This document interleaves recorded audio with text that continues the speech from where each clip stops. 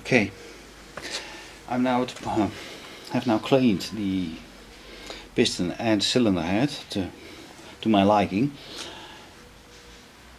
The most surprising thing was that the coal that I took off was not only plenty, but it was wet. It was moist, and that tells me that most likely at lower revs at least, my mixture is probably just too rich instead of too lean. So that makes that my prime suspect now for my lack of power is the carburetor, and that is carburetor settings, of course. But first now I'm going to close down this cylinder, of course, and then I will take off the carburetor and I will look into that one into detail. Hold on. Now you may see at my fingertip that I've made two red markings. Those do have a very specific purpose.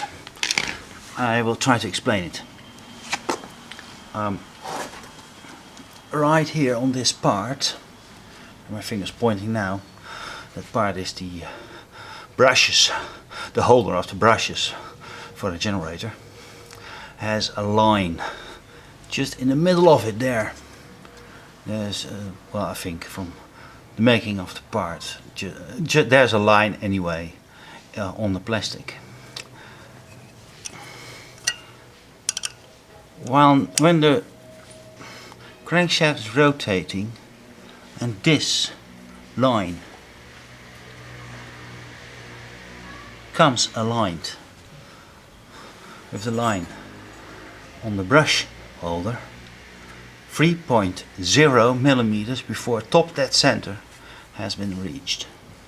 When I go a little bit further, that means that the other edge of this line, second edge of the first line, aligns with the plastic line here 2.5 millimeters before top dead center has been reached.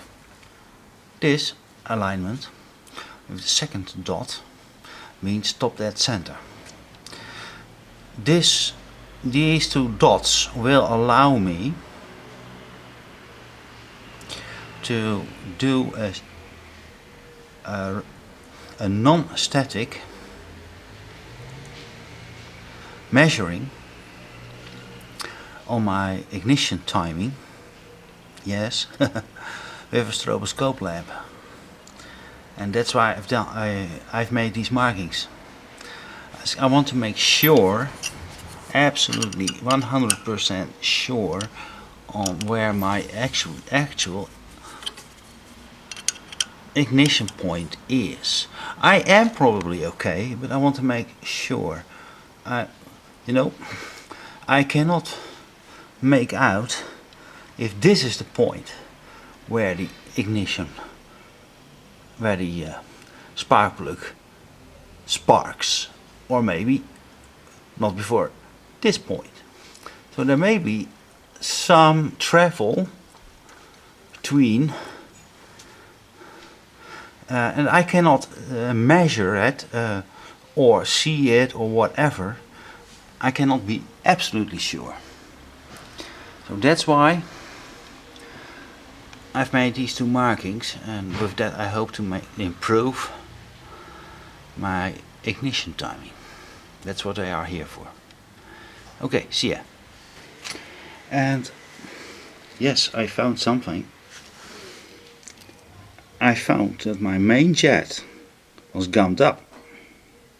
There was dirt in it, and the orifice of the main jet was probably about a quarter of the size it should be. It's clean now. Well, I'm going to I will remount everything, of course, and later on a test drive will have to tell me if I'm right or wrong. But I think I may have found something. It's okay, guys. I'm a bit tired now. I've been I've been working for 5 hours straight now, more than 5 hours straight now. But this is where I am now. I have cleaned internally the engine, with one exception, the exhaust port, but I felt in it, it was not that dirty. I have cleaned the carburetor and put everything back into stock position, stock setting, and I will once more start from there. Of course, the ignition switch is in. So my next move now will be the exhaust. And what I'm going to do with the exhaust is, first of all, I had now installed an replacement exhaust. And stories go that they should be, may be quite restrictive on the flow, exhaust flow. I am now want to try now if I can find out something on that subject that does matter. Or maybe I will just put an original exhaust back. I still have it, ugly as it is, I still have it. Maybe that's the easiest way to go. And we'll see. I will see if that improves the situation, maybe. And I will re-measure my ignition timing, and now with a stroboscope. Thank you, Eric, for lending it to me. And I will I'll have to install a new air filter. Still have to put new gear oil in. Well, anyway, today I'm not going to finish her. That's obvious. That's for sure. But we'll move on. I will get her done. Okay, I did find something, and I think it's a rather serious thing also. Here you have it. These are 3 different exhausts, and I will tell you what I found out. This is the replacement aftermarket exhaust. It's sold as being a replacement for any MZ 250, 51, 301. This is the exhaust of an MZ 251, that means 88, 89 and later on model, but 251 only. To be precise, this exhaust comes from originally my 1991 MZ, which unfortunately does not exist anymore. This is the exhaust that came original with my machine, with my bike, with this bike. And it also has a mark on the bike telling me that it was made to be used in combination with a 300cc. These are the differences. This is just quite short. This is a remarkable distance. And the distance in length comes from the dampeners.